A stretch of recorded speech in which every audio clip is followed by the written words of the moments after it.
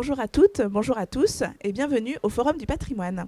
J'ai le plaisir d'animer cette 4e édition du Forum qui se tient ici au Salon international du patrimoine culturel à Paris. Cette 4e édition est rendue possible grâce à Ateliers d'Art de France et le magazine Atrium, sans oublier le soutien de la Fondation France Bois Forêt pour notre patrimoine. Je reçois ce matin 3 invités qui viennent échanger autour des distinctions emblématiques des métiers d'art et du patrimoine. Je me tourne vers mes invités. Bonjour. Bonjour. Bonjour Jean-Pierre Lebureau. Vous êtes ornemaniste, membre de la commission patrimoine d'Ateliers d'Art de France, mais vous êtes aussi labellisé MOF, EPV et récemment nommé officier des arts et des lettres. C'est exact. Bienvenue. Je suis président de la commission des métiers d'art de la Chambre des métiers Île-de-France. Ça vous fait beaucoup de casquettes. Bienvenue. À vos côtés, Marion Lenné, bonjour. Bonjour.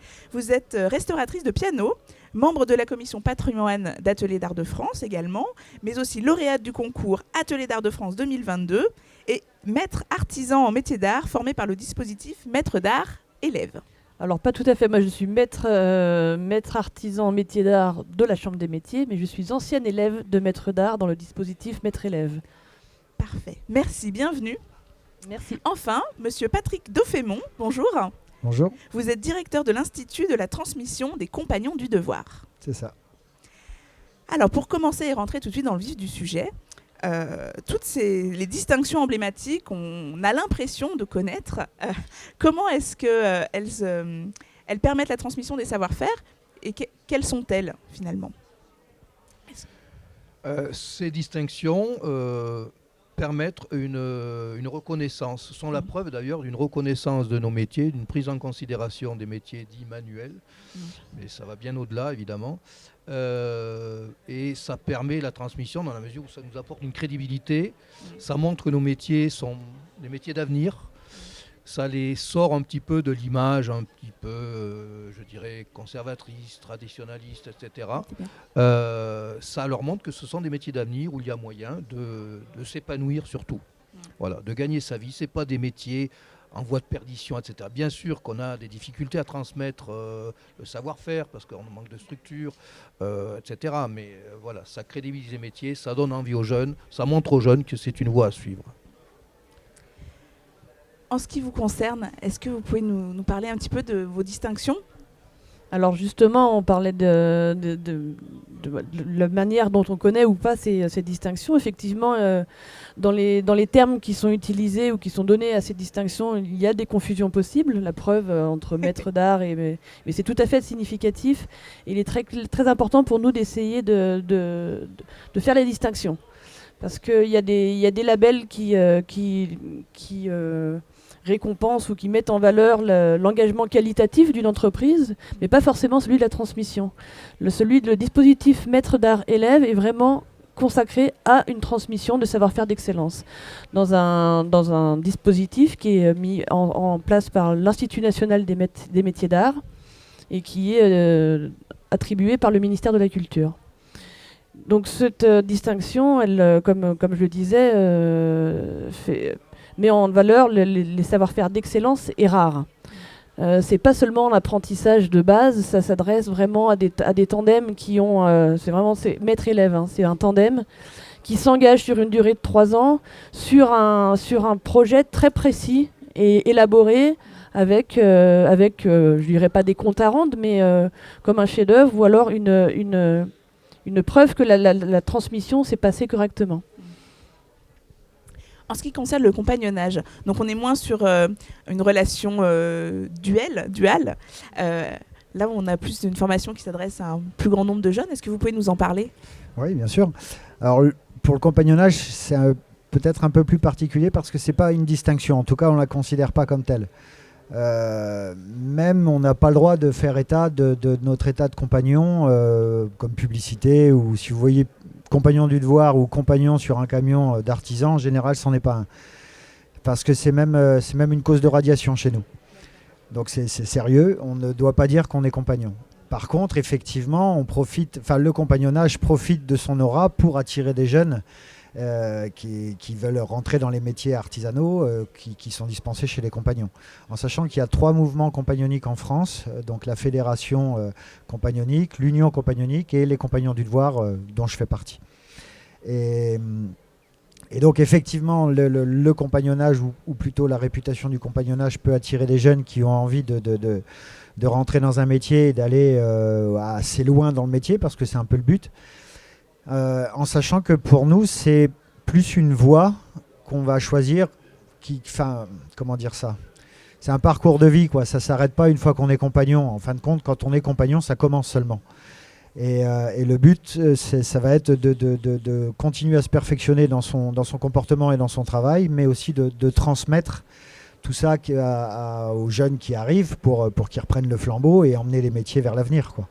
Donc effectivement, il y a une grosse nécessité d'adaptation aux âges pour faire durer les métiers et que les jeunes puissent en vivre et puissent s'épanouir dedans.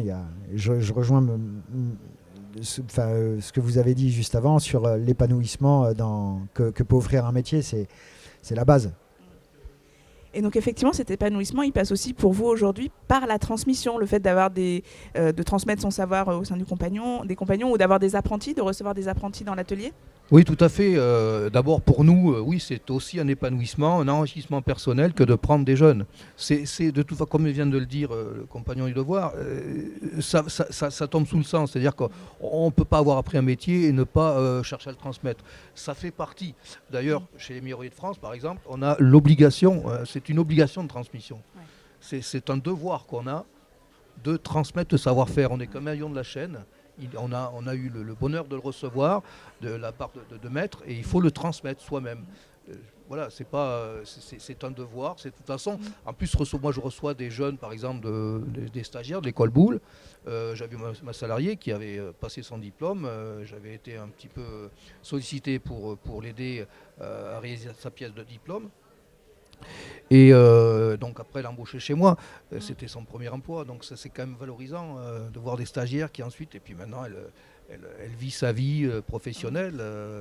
J'ai accueilli d'autres stagiaires de l'école Boulle, des jeunes aussi en stage découverte, et c'est tout à fait plaisant de voir des jeunes déjà passionnés par un métier, une voie qu'ils ont choisie, même s'ils n'ont pas encore vraiment choisi le métier, mais ils ont choisi la voie de l'artisanat, et certainement, ils s'engageront plus tard dans la voie de l'excellence. Ouais. Et vous aussi, Marion Lenné, vous avez envie de transmettre maintenant la suite, une fois que vous avez pu faire le dispositif maître d'art élève, de passer... J'espère bien, pour reprendre les mots de Jean-Pierre Le Bureau, on est un maillon de la chaîne. Effectivement, cette chaîne-là, on n'a pas envie qu'elle se brise, parce que si on fait ce métier-là, c'est qu'on l'aime plus que nous-mêmes d'ailleurs, mais après, la difficulté, c'est de trouver les personnes, pour nous, je parle dans mon métier, de trouver les personnes qui ont assez compris l'engagement que cela nécessite pour passer au-delà du fantasme que cela peut engendrer. Quand on voit des pianos, pour mon métier, sonner dans une salle de concert, ça fait évidemment rêver, c'est ce qu'on cherche à faire, mais toutes les étapes avant d'en arriver là sont très très longues à apprendre. Elles ne se font pas seulement en regardant ou seulement en faisant des stages. Et malheureusement, on manque de dispositifs de formation. Et porter nous-mêmes la formation sur nos petites épaules d'artisans, avec tout le travail qu'on a déjà nous-mêmes, les engagements qu'on a de qualité par rapport à nos propres clients, c'est très difficile de pouvoir donner matière déjà à travailler aux jeunes qui rentrent dans nos ateliers et pouvoir les faire évoluer dans le bon sens sur ces instruments qui sont toujours différents, qui nous apprennent. Moi, depuis 25 ans, j'apprends à chaque instrument. Et voilà, c'est un engagement de vie. Et avant de pouvoir commencer à intégrer un atelier, il faut déjà comprendre ça. Chez les compagnons, par exemple, on a la chance d'être unis. On est organisé en métier, mais on est organisé soit en association, en fédération ou en union. Et ça nous apporte du coup le fait de s'organiser, c'est plus facile à transmettre parce qu'il y a des métiers qui sont néanmoins plus rentables que d'autres parce qu'il y a plus d'effectifs et donc dans les centres de formation, ils rapportent plus d'argent.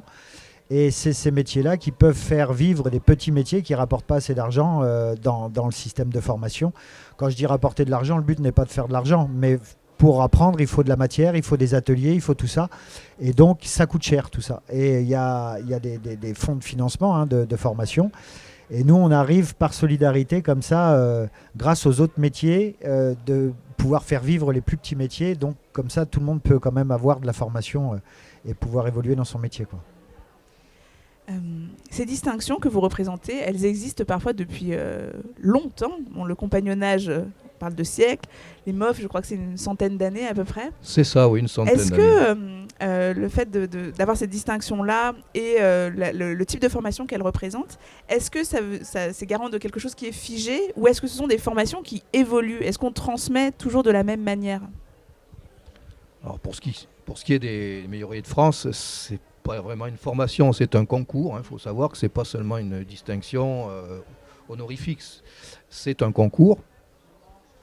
Et donc là, on n'est pas. Alors, comme je disais tout à l'heure, le lien avec la transmission, c'est d'accepter d'être un porte-drapeau de la profession et d'essayer de mobiliser les jeunes pour choisir ces métiers-là. Mais je voudrais rebondir sur ce qu'a dit Marion. Le coût de la formation, quand on est artisan, prendre en charge un apprenti, c'est un sacerdoce. On a une responsabilité, mais ça a un coût qui est énorme, surtout dans nos métiers où il n'y a quasiment pas, elle a dit aussi, pas de formation. Il n'y a aucune formation. Il pourrait y avoir des formations un peu plus générales. En ce qui me concerne, mon apprenti était apprenti chaudronnier, il préparait un bac pro chaudronnerie, mais dans ces filières-là, c'est plus dirigé vers l'industrie que l'artisanat. Donc on n'apprend plus la géométrie descriptive, ce qui est indispensable dans le métier, ni le formage, la feuille de métal. Donc on part d'une page blanche quand on part un jeune. Alors c'est un parcours de vie, c'est enthousiasmant, c'est valorisant, mais financièrement, ce sont des coûts qui sont quasi impossibles à assumer pour une entreprise artisanale. C'est ça dont il faut prendre conscience. Le problème de la transmission, il est en partie là-dessus. Il n'y a pas très peu de formation de filières d'excellence pour les métiers d'art. Il y a l'école boule, mais il n'y en a pas énormément. Il y a des problèmes à ce niveau-là, énormément de problèmes à ce niveau-là. Alors que justement, aujourd'hui, les jeunes ont tendance, de plus en plus, en tout cas moi je le ressens, je ne sais pas si mes collègues sont d'accord, mais il y a de plus en plus de jeunes qui se dirigent vers ces métiers qui ont du sens, dans lesquels on s'épanouit humainement, et qui sont pour autant très longs à transmettre. Il faut 10 ans pour former un compagnon, à peu près. J'allais rebondir sur ce que vous dites, effectivement, il y a ce rapport au temps aussi. Parce qu'il ne suffit pas d'expliquer, de montrer, il y a un rapport à la matière qu'il faut apprendre à maîtriser, qui nécessite du temps, de l'expérience. Et ça, il n'y a pas encore de méthode qui puisse accélérer la prise d'expérience. À la limite, le Tour de France, j'ai envie de dire, mais je prêche pour ma paroisse, là.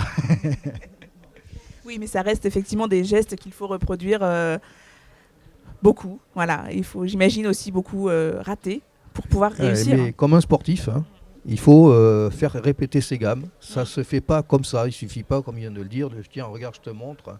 Non, l'apprentissage, c'est très très long. 3 ans, c'est juste pour apprendre les bases. Mais en réalité, dans mon métier, il faut une dizaine d'années pour être totalement autonome. Mais ça ne veut pas dire qu'on apprend. De toute façon, on apprend toute sa vie. Elle l'a dit aussi Marion. Chaque chantier, on apprend. Oui, bien et sûr. c'est ça qui est d'ailleurs plaisant dans ce métier. Et rendre ce métier attractif, c'est pas dire aux jeunes, bon, c'est facile, c'est un métier manuel, tu vas voir en 3 ans, tu vas être... Non, on apprend toute sa vie. Et le rendre attractif, pour moi, c'est justement de leur montrer que c'est des métiers très complexes, qui fait appel à des tas de savoirs, de connaissances. Moi, dans mon métier, la géométrie descriptive, c'est des maths appliquées. Il faut vraiment... on n'entreprend aucun chantier si on n'a pas fait une épure. Et ça nécessite un véritable apprentissage. Après, bien sûr, comme il a dit, il y a la complicité avec la matière. Et là, ça vient avec les années. Mais ça viendra au fur et à mesure. Mais il faut apprendre les bases. Bien sûr. Sur l'apprentissage, justement, pour les compagnons, par exemple, est-ce que justement ça évolue, la manière dont on transmet ? Alors, il y a des choses qui évoluent et des choses qui n'évoluent pas. Ce qui évolue, c'est les méthodes, effectivement, puisqu'il faut qu'on reste contemporain pour que la jeunesse puisse comprendre le message qu'on va leur passer. Parce qu'on n'est que des passeurs, on fait que passer la mission, quoi. Et par contre, ce qui n'évolue pas, c'est le partage. Et il ne faut pas que ça évolue. Enfin, je veux dire, il ne faut pas que ça évolue. Il ne faut pas que ça change. C'est important parce que c'est la base, le partage intergénérationnel, où chez nous, il n'y a pas de de moment de transmettre dans l'âge ou dans l'expérience. Celui qui sait apporter quelque chose, apporte quelque chose, qu'il soit apprenti comme maître. Il y a vraiment cet échange qui est indispensable et d'une extrême richesse qui permet non seulement de construire l'ouvrier, mais de construire l'individu aussi. Et ça, c'est hyper important. On construit des hommes de métier qui pourront s'épanouir dans leur métier, encore une fois, en sachant que quand on a un métier manuel, en vrai, tout est possible, quoi. Absolument tout. On peut faire des tonnes de choses au national, à l'international. On a toutes les possibilités qui s'offrent à nous. Et c'est une chance et une richesse énorme, ça. Vous disiez justement qu'il y a des jeunes quand même qui sont intéressés par ces métiers. On a l'impression que les métiers manuels sont en désaffection, mais il y en a quand même qui sont intéressés. Justement, ces distinctions que vous avez, ça aide à se rendre plus visible auprès des jeunes? Je suppose que oui, les personnes qui viennent nous voir dans nos ateliers, si elles ont entendu parler ont décidé de venir nous voir nous, c'est qu'il y a une notoriété qui est faite et voilà, ils veulent pas aller forcément ailleurs. Je pense que ça peut jouer. Ça joue aussi déjà directement dans la clientèle. Nous, les titres que l'on a, c'est pas pour avoir une distinction, une barrette de distinction. C'est pas l'intérêt, c'est de rassurer les personnes qui vont faire travailler et qu'elle n'ait pas une déception à la fin de la restauration. Je suis aussi expert près des tribunaux et j'ai malheureusement souvent affaire à des cas où les personnes ne savaient pas à qui s'adresser, ne sont pas forcément fait attention au moment où ils ont confié leur instrument, et à la fin, la matière est altérée, et remettre en état comme ça aurait dû être, c'est encore plus coûteux. Donc ces distinctions-là doivent pouvoir servir pour pouvoir orienter les personnes dans les ateliers auxquels ils transmettent leurs instruments ou leurs objets. Oui, pour rebondir un petit peu sur les distinctions, ça met un peu les choses au point. Je disais tout à l'heure qu'il y a une reprise en considération de nos métiers. Et le fait d'avoir été récemment, il y a 1 an exactement, élevé au grade d'officier de l'ordre des arts et des lettres, c'est pas une question d'ego. D'ailleurs, je ne le mets pas en avant, je ne vais pas mettre la médaille. Mais ça prouve que les pouvoirs publics, déjà, d'une part, ont pris conscience de la valeur de nos métiers, de la valeur patrimoniale de nos métiers, de nos savoir-faire. Et ça prouve aussi que nous sommes capables, ça a été évoqué, ça nous donne une visibilité. Et aujourd'hui, je vends des pièces à l'étranger. Là, j'expose une pièce qui va partir aux Caraïbes. Donc ça veut dire qu'il y a quand même une reconnaissance au métier. On nous donne des distinctions, je veux dire, parce que justement nos métiers sont reconnus. On a travaillé pour ça, effectivement. Mais là, encore une fois, ce n'est pas une question d'ego, comme a dit Marion. Mais ça nous permet, non pas de faire autorité dans le métier, mais de valoriser les métiers. C'est-à-dire, voilà, il y a une prise on n'est plus marginalisé comme les métiers soi-disant manuels ont pu l'être. Il y a longtemps, quand j'ai commencé le métier, on m'a dit mais qu'est-ce que tu as fait pour en arriver là quasiment. Et ça je l'ai entendu, vous savez, je crois qu'on l'a tous entendu. J'ai entendu des choses comme ça. Quand j'ai voulu m'orienter vers la décoration quand j'avais 14 ans, on m'a dit tu vas faire quoi, décorateur en monoprix quoi. Bon, je pense que depuis j'ai fait un peu mieux. Les mentalités changent, mais je ne sais pas si elles changent aussi vite malheureusement qu'on le voudrait. Mais, ça prend du temps, mais c'est en bonne voie. En tout cas, on est là pour se battre pour ça. Eh bien, vous avez bien raison. Est-ce que vous voulez ajouter quelque chose sur peut-être ce que m'a dit Monsieur le Bureau ou sur juste oui, appuyer même encore un peu parce que effectivement on a connu cette dévalorisation des métiers et je suis d'accord avec vous, ça commence à s'adoucir un petit peu, ça on commence à mettre un peu en valeur et puis il y a beaucoup de jeunes qui décrochent en université pour rentrer dans les métiers manuels aussi parce qu'ils y trouvent plus de sens et ils ont raison parce que quand on travaille la matière on touche à des lois que les hommes n'ont pas écrit, quoi. On touche aux lois de la nature, la physique, les mathématiques, la résistance des matériaux, l'inertie, etc., etc. On touche à des lois immuables et ça, ça a du vrai sens. Les civilisations précédentes, comme les Romains, tout ça, ont périclité. La nôtre périclitera un jour, mais il y aura toujours besoin de charpentiers, toujours besoin de maçons, parce qu'il y aura toujours besoin de mettre les gens à l'abri, d'offrir du beau, parce que le beau et le bon sont indispensables à l'épanouissement des humains aussi.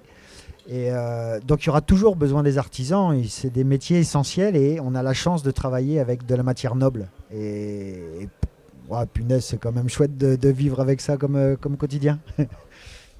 Oui, en tout cas, vous faites envie à vous écouter d'avoir des métiers passionnants dans lesquels je pense, on s'épanouit toute sa vie. Et ça, c'est très important de le rappeler. C'est pas seulement une question de formation, c'est tout au long de la vie en fait qu'on peut trouver du plaisir. Je vous propose de nous arrêter là.